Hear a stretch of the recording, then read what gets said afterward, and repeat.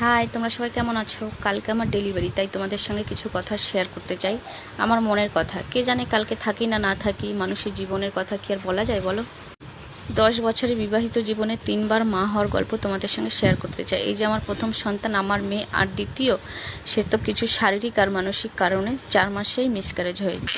আমার জীবনে অত্যন্ত একটা খারাপ সময়, বলে না খারাপ সময় আসলে মানুষ চেনা যায়, আমিও চিনেছি, তবে হারে হারে চিনেছি আমি মানুষ। ওই সময়গুলো আমি অনেক কষ্টে পার করেছি, এখন অনেক ভালো আছি। তো এত ভালো লাগার মধ্যেও কিছু খারাপ লাগা তো থেকেই যায়। এই 9 মাসের প্রেগনেন্সি জার্নিতে কেউ একজন বলার নেই যে শরীর কেমন আছে, ডক্টর কি বললো, কি খেতে ইচ্ছা করে। তো হয়তো তাদের মেয়ে হলে হয়তো বলতো, তবে বর অবশ্য এইসব অভাবগুলো পূর্ণ করে দিয়েছে সব কিছুই। আমার এখন আর এইসব কিছু খারাপ লাগে না, কেননা তাদের থেকে আমি কিছু আশা করি না।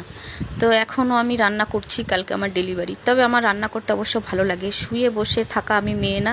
ওই লোকে আমার সামনে কাজ করবে কেউ আর আমি বসে বসে শুয়ে থাকবো, রেস্ট নেবো, ওইসব মেয়ে না আমি না। যতক্ষণ আমার শরীরে নেবে আমি কাজ করব। অবশ্য একজনকে রেখেছি বাসন মাজার জন্য, একবেলা এসে বিকেলে একবার এসে বাসন মেজে দিয়ে যায়, আবার কাচাকুচি থাকলে কেচেও দিয়ে যায়। 9 মাসের প্রেগনেন্সি জার্নি খুব একটা খারাপ যায়নি, ভালোই গেছে। তবে কতক্ষণ ভালো থাকবো জানি না। মেয়ের বেলায় আমি এত ভয় পাইনি, কিন্তু এখন যা ভয় লাগছে আর টেনশনে হচ্ছে। সেকেন্ডবারের এক্সপিরিয়েন্স খুব একটা ভালো ছিল না, সেই হিসেবেই খুবই ভয় পাচ্ছি। জানি না ভগবান আমার জন্য কি লিখেছে। তবে যাই হোক না কেন, যেন ভালোভাবে সব কিছু মিটে যায়, ভগবানের কাছে এইটাই বলি। তো ভগবান যা ঠিক করে রেখেছে আমার তাই হবেই, যতই যা করি না কেন। তোমরা একটু আশীর্বাদ করো যাতে সব কিছু ভালোভাবে মিটে যাক। তো যাই হোক, সকাল থেকে আজকে ঘরটা একটু ঝাড়লাম, কেননা আমাদের আতুর 1 মাস থাকে।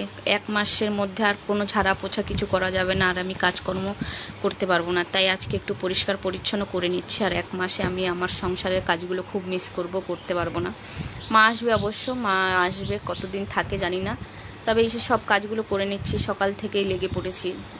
আমার শরীরে কোনো কষ্ট নেই, আমি সারাদিন কাজ করতে পারি, যতই ডেলিভারি হোক আর যাই হোক। এই যে সব কাজ বাজ গুছিয়ে এই যে ঘরে এসেছি রান্না বান্না সেরে। তো যাই হোক বন্ধুরা, টাটা, পরের ভিডিওতে আবার দেখা হবে।